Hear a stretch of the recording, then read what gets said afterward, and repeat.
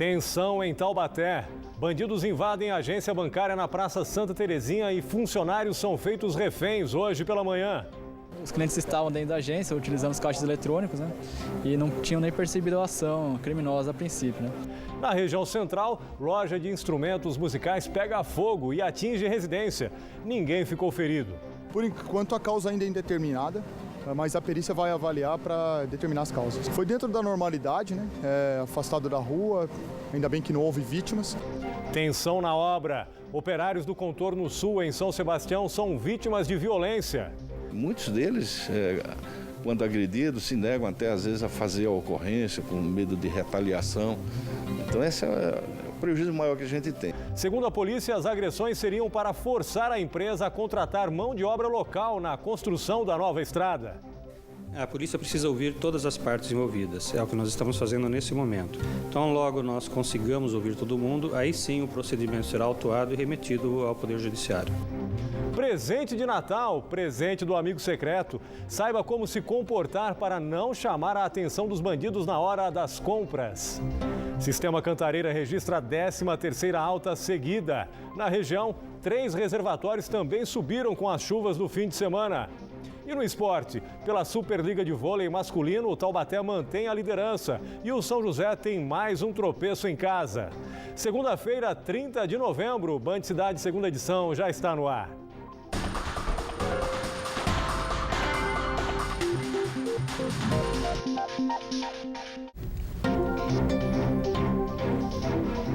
Boa noite. A segunda-feira começou tensa em Taubaté com várias ocorrências. Um incêndio em uma loja de instrumentos musicais mobilizou o Corpo de Bombeiros. As chamas também atingiram uma casa que foi interditada pela Defesa Civil. Com o celular, o morador registrou o incêndio. Desesperado, o grupo tentou conter as chamas com uma mangueira para não atingir a residência.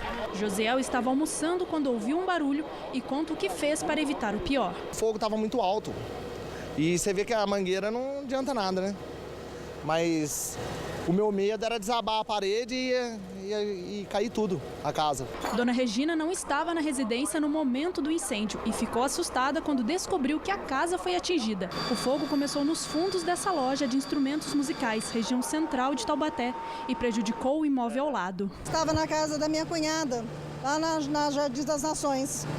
E nós recebemos um telefonema. Quando cheguei aqui, que eu olhei que era realmente a minha casa, gente, parece que eu perdi o chão, perdi o rumo. De acordo com o Corpo de Bombeiros, 13 homens, 6 viaturas e mais de 10 mil litros de água foram utilizados na ocorrência. As ruas Dr. Jorge Winter e Dr. Rebouças de Carvalho, no centro, foram interditadas. As causas do incêndio ainda estão sendo apuradas. Por enquanto a causa ainda é indeterminada, mas a perícia vai avaliar para determinar as causas. Foi dentro da normalidade, afastado da rua, ainda bem que não houve vítimas. A Defesa Civil esteve no local. Parte da loja precisou ser interditada. O dono ainda não tinha ideia do tamanho do prejuízo. Como eu não estava aqui, eu não sei. Parece que foi dos fundos, mas quando viu a turma já viu pegando fogo já, do nada. A gente vai esperar a perícia agora. A casa da Dona Regina também foi interditada após a Defesa Civil constatar várias rachaduras.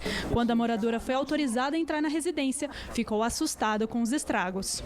Olha, minha casa está toda, a estrutura da casa comprometida. Não tem condições de morar mais aqui. Isso aqui vai ter que ser demolido e feito tudo de novo.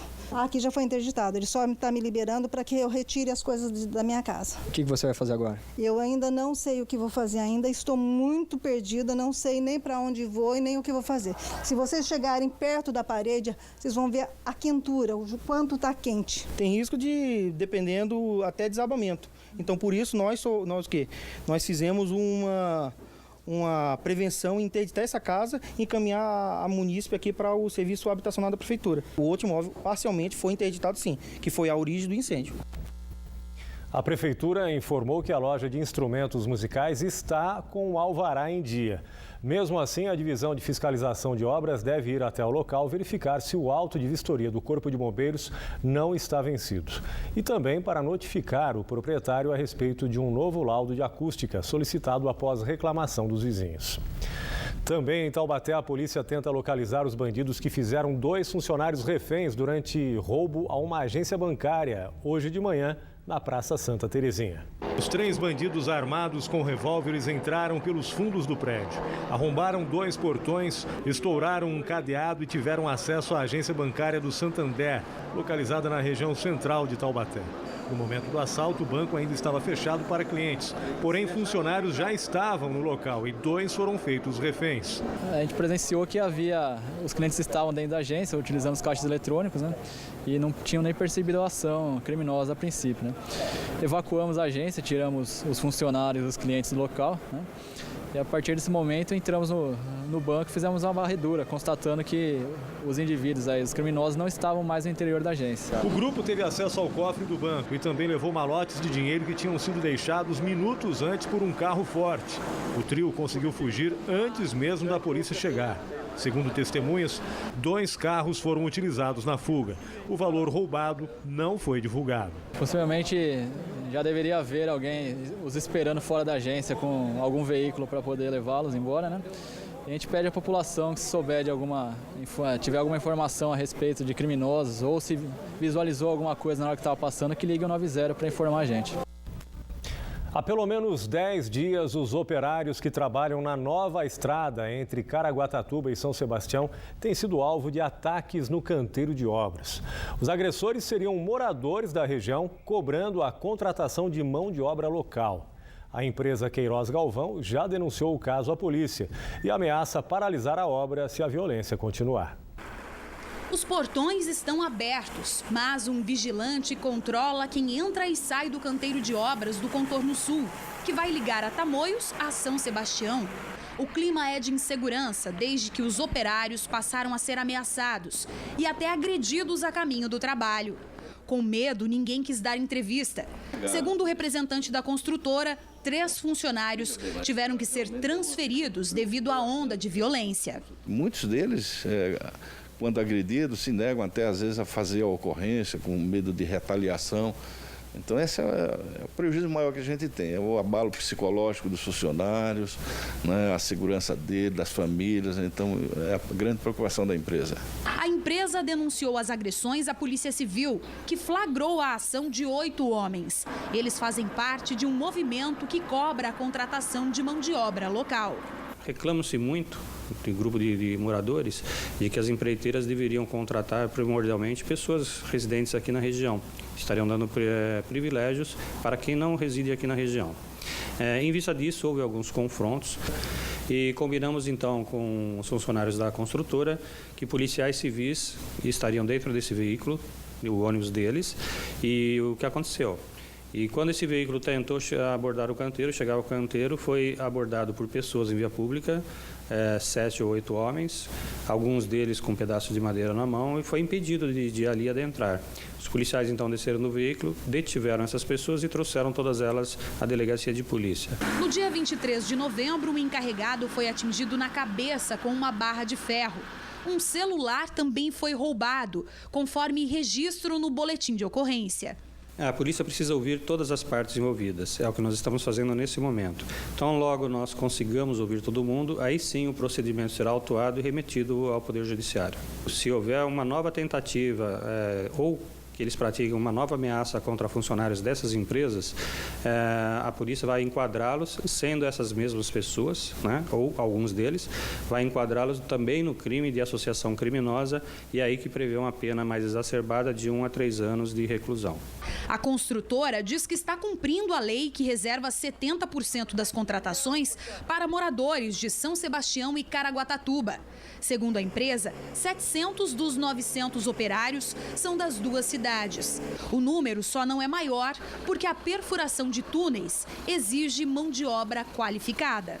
A empresa aguarda a finalização do projeto para a construção de um viaduto de 2 quilômetros no bairro Topolândia e as desapropriações que estão sendo feitas pela Dersa para abrir um novo processo de contratação para os trabalhadores da região. A expectativa é que até o final de fevereiro sejam abertas pelo menos 100 vagas e no pico da obra, 300.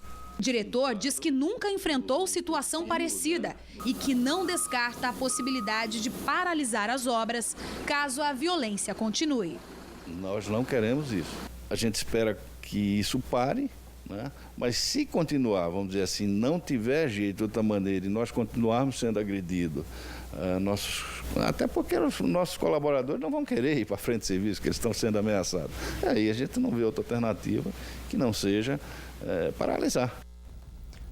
3 pessoas foram presas hoje à tarde suspeitas de terem matado o porteiro e a filha do dono de um hotel no início do mês em Aparecida. De acordo com a Polícia Civil, um jovem de 18 anos que trabalhou no estabelecimento contou com a ajuda da mãe e do padrasto para cometer o crime. Eles foram detidos no bairro Porto Novo, em Caraguatatuba.